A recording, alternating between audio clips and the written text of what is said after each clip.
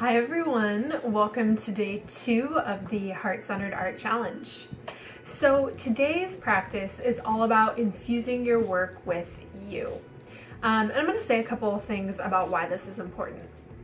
So, leading up to this challenge, I talked about kind of like my own wild journey with the creative process, and I'm sure that it mirrors what a lot of us go through, is that, when you're a creative person, you're interested in lots of things, and we love to follow lots of threads and try new things on, and that's all very important to how we develop.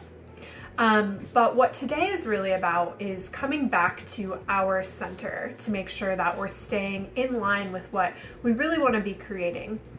And I think there's times for going big and wide, and I think there's times for coming back home and kind of honing what we really want to be creating and being a bit intentional with that. And so this practice is going to help you narrow in a little bit and maybe reconnect to what you want to be putting out there. So I'm going to tell you a little bit about how this is going to go, and then I'm going to talk about why I love this practice so much. So to start, we're going to do some journaling. So you can get out a journal or a piece of paper, whatever is comfortable for you. I always recommend writing by hand. And the reason for that is when we do something physical, it really does connect us more to what our heart has to say versus when we're typing. It's much more of a mental experience. Of course, if you're just totally opposed to handwriting, typing is better than nothing. But if you can handwrite, I think that that's a lot more powerful. We tend to get a lot more truth and a lot less clutter when we handwrite because our hand is slower than our brain. So anyway, that's just a little spiel on that. So you're gonna get out a journal, and then as far as the art supplies go, keep it simple, just like yesterday, a small surface. That can be a sketchbook, that can be a small canvas or piece of paper, and then whatever supplies you usually use or are convenient for you to use and that obviously you like.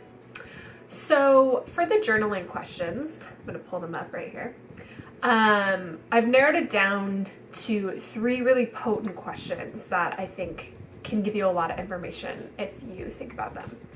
So the first question is, what are you currently learning about or healing during this phase of your life? So in other words, when you look back on the phase you're in right now, what is this time about for you? Usually we're working our way through some sort of a lesson, something we're learning, so that we kind of go through that and then we move on to the next thing. And I'm sure if you look back on your life, there's been things that you were either conquering or healing or transforming. And I think it's really crucial for us to tune in to where we're at, what are we going through? So just take a minute to write about what comes up for you for that question. And then the second question is, what does it feel like when you feel most like yourself? Or when do you feel most like yourself? And this is kind of like a backdoor way of getting to the heart of what is your essence? When do you feel most like you? What makes you feel the best? And the cool thing about this is it's really going to be different for everyone. Some people feel the best when they're taking in a ton of information and learning new things, and that really makes them feel like themselves. Other people feel most like themselves when they're just being really childlike and playful. Some people might feel like themselves when they're being really physically active and pushing their limits. So it's when do you feel the most you? And what does that feel like? What are your core essences or feelings that really make you at your best? And so then the last question is, if you could offer one thing to other people through your art, what would that be? And I think this one especially is so powerful for our artistic direction because it forces us to be really intentional about what we're putting out into the world. I'm all about exploring, I'm all about intuitively creating, and there's a time and a place for everything. But in addition to those things, it can be really powerful to hone in on what is important for us to give back to people through our work. So take some time to think on that. And then once you're done journaling, go ahead and reflect back on your answers. Maybe one question didn't really do it for you. Maybe one was really revealing or like really hit home for you. And I want you to look over all of your answers and pick one or maybe two, depending on what it is, pick one or two elements. So whether that is like something that makes you feel the most you, what you're going through, or what you want to offer, pick like one or two things to really hone in on. And then you're going to create a piece that's inspired by the answer that you chose. So similar to yesterday, we're working on intuitively, visually representing our focus. So your answer that you're choosing is going to act like a guide as you create this small piece or sketch. So let's take an example. Let's say that something you want to give to others is a feeling of like calm and spaciousness in their life.